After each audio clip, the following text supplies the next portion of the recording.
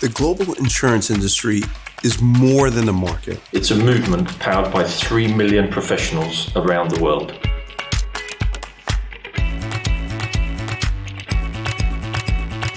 Together, we support communities as they rebuild after disaster. Help businesses through risk and uncertainty. Protect individuals as they plan for brighter futures.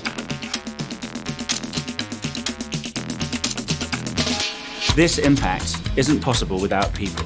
That's why we attract, grow, and retain the very best talent.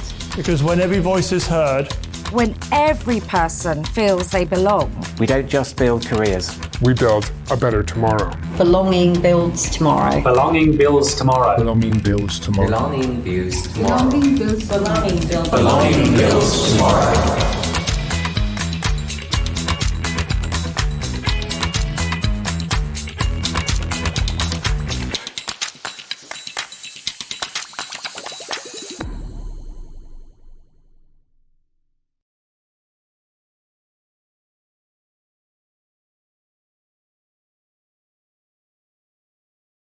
That we've got our brilliant panel here, and I've said that I'm going to give them the opportunity, obviously, to introduce themselves. And they're going to tell you a bit about themselves and also their journey in bringing an evidence-based approach to their organisations. So, over to you. Should I go first? Yeah, sorry. No worries. Hi, I'm Anna Katyal. I work for BMS Group. I'm talent acquisition business partner there. And essentially I've got over 13 years of experience recruiting insurance professionals across London, Asia Pacific, and more recently with BMS Group, US and internationally as well. So I have now been in-house for the last 4 years. My previous company was working for Chave Asia Pacific out in Singapore. And my journey on inclusive hiring is actually pretty new, still quite, especially in BMS Group, it's a fairly new talent acquisition team. So we're still quite new into embedding the process. We have done various training sessions for our leadership and stakeholders, but now it's just about taking that one step further and developing that further with talent acquisition. I'm Sandra Isaac. I'm the head of HR business partnering at Chaucer Group. So I'm responsible for the recruitment team, but also the talent and learning and generalist teams. So kind of the full life cycle. So I've had quite a lot of experience over the years. I've been at Chaucer for 11 years now, so it's been a real journey seeing how the organisation's matured its DEI agenda, but also how we have been able to work with managers to really upskill and take a more structured approach to recruitment. So we're about 6 years into our inclusive hiring journey.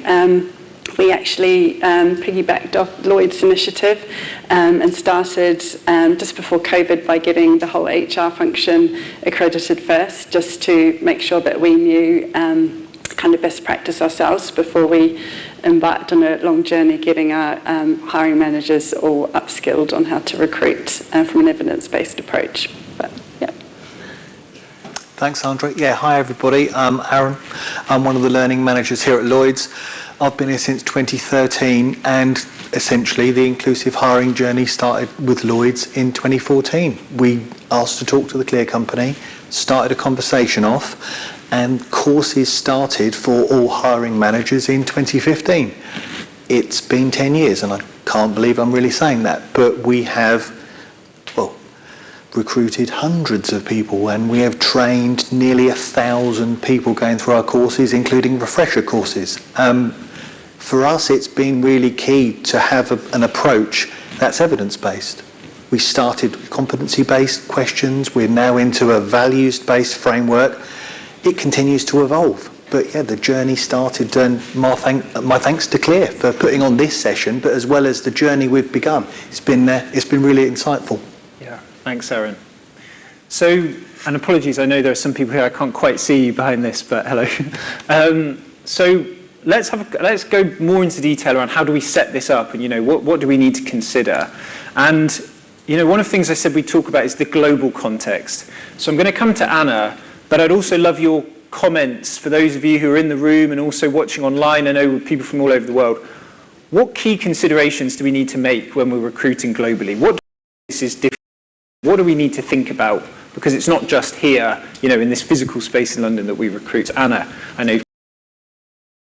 Obviously, again, my background, so I've worked in London, I've worked in Singapore for 8 years, now doing a lot of and internationally as well. So I would say the way that BMS would recruit internationally is very much dependent on the location. So we flex based on location.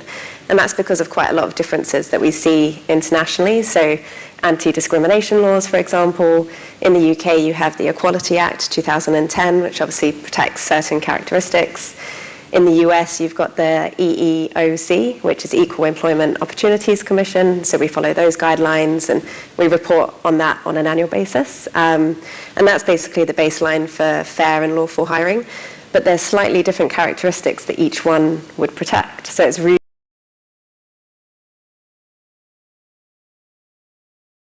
privacy, like how do you handle the candidate data? What can you say or what can you ask, not ask?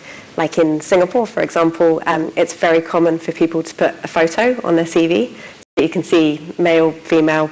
Again, it's about sort of standardizing that process, work authorization. So obviously ensuring inclusivity whilst considering global talent. It's really important to still comply with immigration and sponsorship requirements. So again, in Singapore, we used a very evidence-based approach, and that was because the government had its regulations to make sure that you're reporting on how many Singapore citizens, permanent residents, foreigners are you considering, interviewing, hiring, why are you hiring them, how did you find them, where did you source them from, all of this. So we used to have to report quite extensively on that, and obviously when it's a government report, you want to make sure you've got that evidence-based approach in justifying why you've hired. And there's things like culture differences. Of course, I'm British, I've grown up, with countryside and horses and whatnot. If I'm interviewing somebody in Minneapolis, it's going to be very different. So it's checking your own biases as well, making sure that you don't have the like me, not like me unconscious bias. Yeah. You're not relating or dismissing them because you don't relate to them at all or their hobbies, etc. And of course, language barriers too. So I don't speak Mandarin, but obviously I was in a country that did. If English is not your first language, and I've obviously recruited across Thailand, Vietnam, etc., where most often candidates couldn't speak English as their first language, you need to be really careful that you're not just based off interview alone. So quite a few different considerations to take place. Yeah.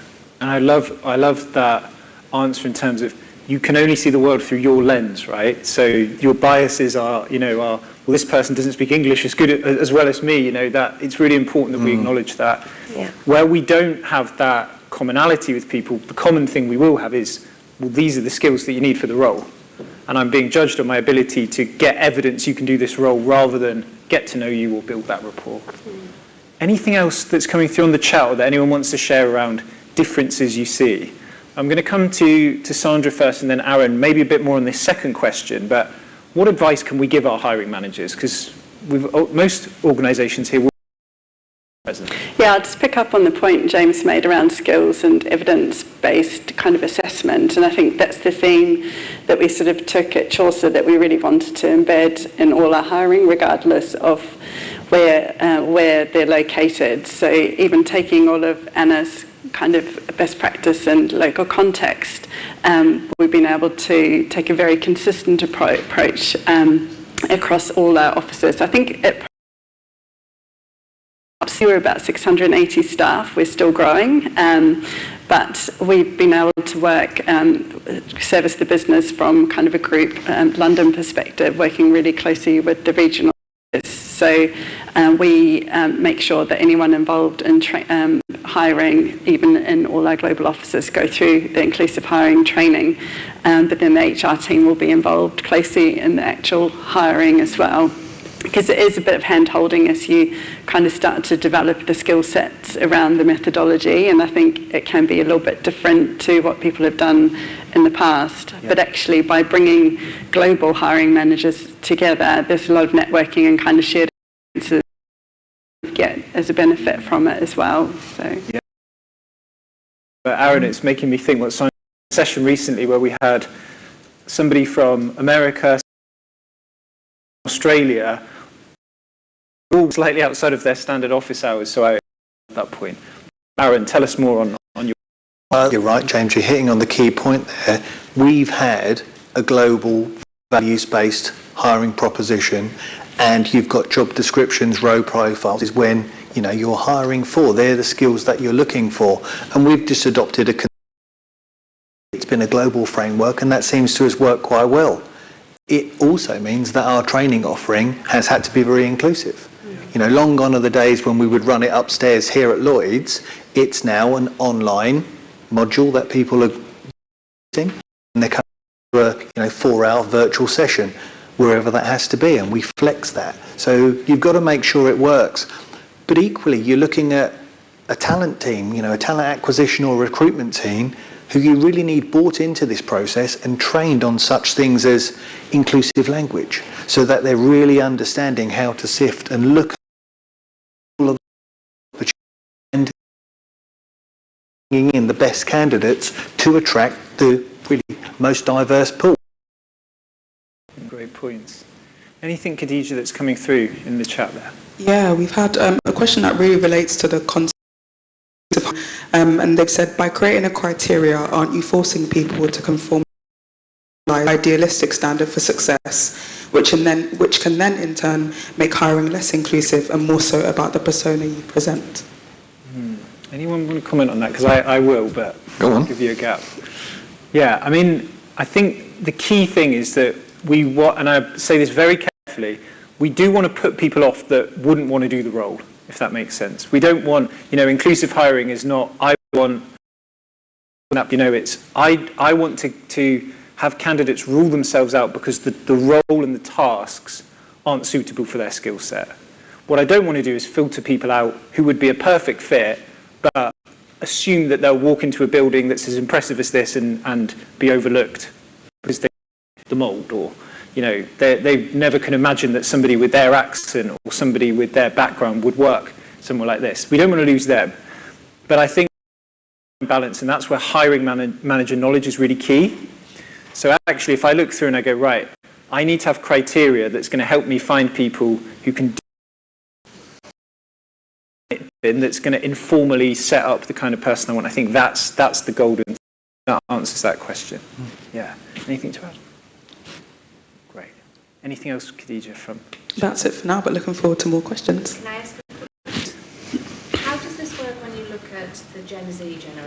Those individuals that missed some of the key skills during the pandemic of, the kind of being in the office or being present or having those kind of skills. So how did that, and knowing Gen Z are going to outnumber boomers in the next few years in the workplace, how do you make allowances for that or differences for that without bias coming in? Yeah.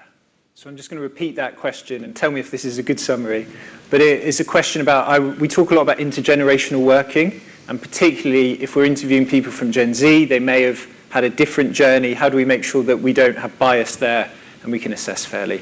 Anything from the panel on that one? I think that's where it's really important to define what you really, really need from the job in terms of skill set and measuring against that, and then recognising that there'll be things that you can definitely train and support on. So not being so strict on your criteria that you rule people out, that with a bit of support and a good development plan and a good training program will be able to succeed in that role. So I think you can. That's also where being clear on what is desirable and what is required. Like being in the office, obviously a lot of people are still hybrid working these days as well, but being in the office and having the ability to communicate, that can be learnt on the job unless it's really important to the job, in which case you would define that very early on, and that person probably wouldn't feel comfortable doing that then if it doesn't feel natural to them. But I would say that's where defining desirable and something that is extremely important in that job description is really key. Yeah. And being open to the fact that as long as the person can do the tasks, and then you test that in an interview as well, but if you're open to you can do those tasks, the character of that person might not be what you expect because they're not who you have now, but that could be a good thing. I think that was a link that came through earlier. But it's so important that we clock, I might be biased against this group because they are going to be different to me because of their experience. I think that's really nicely put. So would love to know your answers to this. Are you using AI? How are you using it? And whilst you're typing and considering, I'm going to come to Anna on this. And then us, I think, because at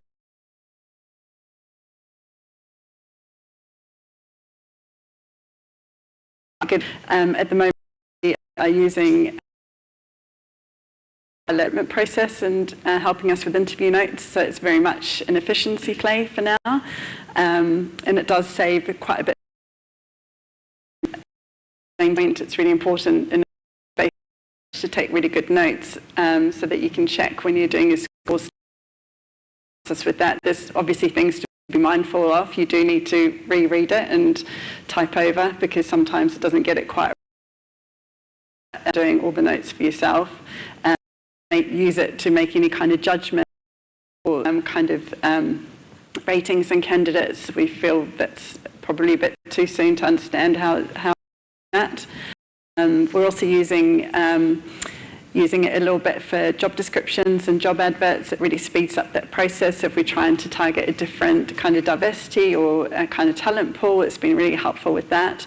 It can also help rewrite job descriptions to make them more inclusive as well. So yeah, very much kind of early days, but we've got quite good tech now. So we're going to keep watching and keep developing. So. Fantastic, thank you. And some great comments coming in as well. Anna. Yeah, we do use it, but we use it as a productivity tool, not a decision. So similar to Chaucer. So we'll use it to kind of help us with certain aspects of that recruitment process rather than doing the recruitment process. Like the danger is, I've seen some, obviously BMS doesn't do this, but I've seen some ATSs that have like an AI filtering system. So all of the CVs that come in, they'll use keywords and then shortlist like half of that or a quarter of that for then the recruiter to take over and read through. And I think that's very dangerous, because if people don't put certain words in their CVs or they don't highlight certain things, then of course, that's where the human element comes in. We will look at the CVs, and with our insurance knowledge, we'll be able to say, yep, that person has done that, even though they haven't written it word for word as in the job description. So I think that's really important to still use the human element. But for example, I did a assessment tool for one of my processes and did it as kind of like a PowerPoint slide, and I gave it prompts and said, can you standardize this assessment piece so that I can send that to the 5 finalist candidates and they can all do the reformatting and the data, check it's all correct, etc. So it was a really good tool to use in ChatGPT to be able to go, yep, that is the same for every candidate, and it's sort of brought across all of the data from the internet. So I think it's important where you use that in your process. And I think what's so important is that to acknowledge that this is changing and moving all of the time as a topic. So it's not going to be do this, it's inclusive, don't do this, it's not inclusive. But I love the points you both make around, let's not delegate the decision making entirely to AI, but let's use it, to make things easier. And it's only going to be as good as the prompts that we put in it. Khadija, anything from the audience there? Quite a lot, actually. We've received some comments about how people are using AI during their recruitment. So we've got automation for onboarding processes and in note-taking as well. We have had a question around what are the panelists' views on transcribing interviews, then using AI to create a high-level summary while still having the transcription for evidence for decision-making. Yes. So I suppose I'll come to it first. Currently, we don't use AI for recruitment purposes, for choosing, transcribing, etc. And that's only because I think our team have looked at this. We're using AI in different areas in HR for how to, telling us if our objectives for the year are smart and things like that. But as yet, we're not using it like that. We continue to explore it, but I think there are some elements of when you're transcribing, is it picking up exactly the words, or if someone maybe has a lower tone at some point, has it changed certain words? So that's our current position, but we did speak about that caution, didn't we? We did. You can't, where you use it in Chaucer, if the transcription's not good enough, you've got to compare it to your notes as well. To answer the question around using it for the summarising, I'd argue that the summarising is potentially where some bias could come in. And we maybe don't, and I certainly don't know enough about technically, but we know that traditionally when you ask it, to make a judgment, it will draw on the information that's out there in the world, which will include a lot of biased information. So I'd say use it to make your tasks easier, but not to make judgments. And I think a full transcript becoming a summary is a judgment because it will have chosen what's important. Anything else? Yeah, we actually had a question on the previous slide, but I think it really relates to this conversation around changing criteria for local roles. And I wonder if you use AI at all for changing criteria to make it suitable for local roles that you're recruiting for. I think there's two answers, and please do come in. I think that you can use AI to help you with some ideas, but I would always ask a person, right? So we spoke earlier about a job that might be off-putting to women or neurodivergent people. I might ask AI to see what it says, but I would also ask a person in those contexts. And that's, you will often consult, won't you, with the local person. Yeah. And there are certain tweaks as well. So like in the US, for example, like on your job descriptions, you do have to put the salary. So you have to know that, right? AI wouldn't necessarily know that. So again, just tweaking it with the human touch and the human element. Yeah. Fantastic. I'm really pleased that there are so many questions coming in, and we will definitely make ourselves available after the session as well for any further questions, particularly in the room, but Menti will stay open as well. But what I wanted to do, and Aaron, anything to add on this last one? What can we do in terms of how we provide guidance for this? I think as I reiterate a couple of points, guidance not necessarily on AI, but if you look at the whole process, you've got to look at everything you're doing, challenge what you're doing, identify where there's bias. It's key to support managers through the process because the hiring manager is the key person who's going into this. And those, we have two people in interviews.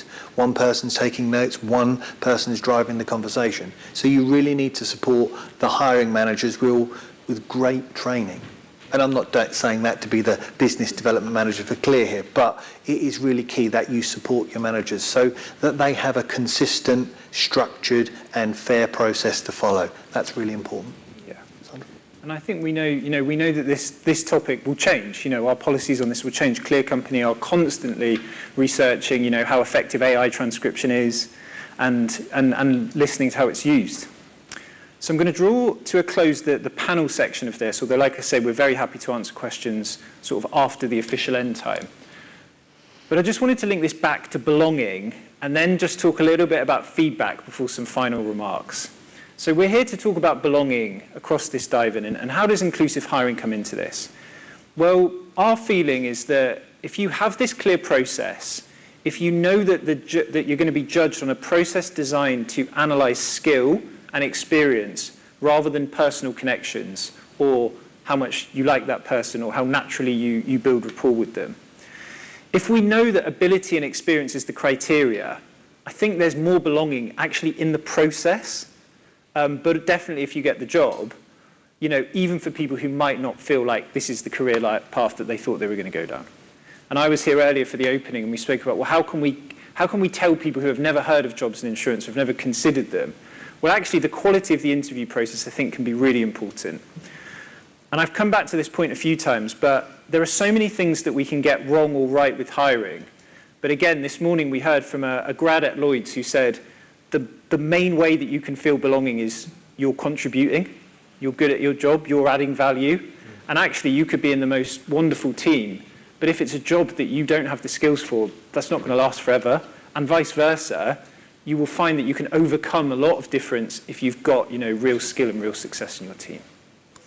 So I'm going to wrap up there. And like I say, we're very happy to stay behind, answer questions. And I know that everyone on the panel is very keen for you to connect on LinkedIn and continue to have that conversation with us. But I'm going to hand over to Aaron for a last word. Yeah, I'll just say thanks very much for everybody coming in here and online. Inclusive hiring is a journey. As I've said, it's taken a long, long time. And I do feel like almost a business development manager for Clear Company here. But I'd encourage all of you, as I've said, is look at your processes, look what you're doing. There are opportunities. You could even pop it in ChatGPT. How do you hire inclusively? I did it this morning just to see what it pops up with. It comes up with some key ideas. But there are ideas to start the conversation. So I'd really encourage you to look at that. We've been running these courses with Clear for a number of years. If you are interested in such things, the Clear Company do offer open courses. So if it's something you're considering looking at, even to start the conversation, I would obviously highly advocate that, but that is something to start the process. Challenge it, be curious, and look at what your journey is, because if you want the best candidates to join you, have a look at everything you do, and let's hope that works. Thank you so much. Can you just join me in giving a round of applause to our brilliant panel? And, thank you again so much to our sponsors for this event, BMS and Markel, and to Lloyds for hosting us. Thank you for coming. Thank you to those online, and like I say, those who are watching in the future. We'll stay around here. You can connect with us. This is the start of a conversation, right?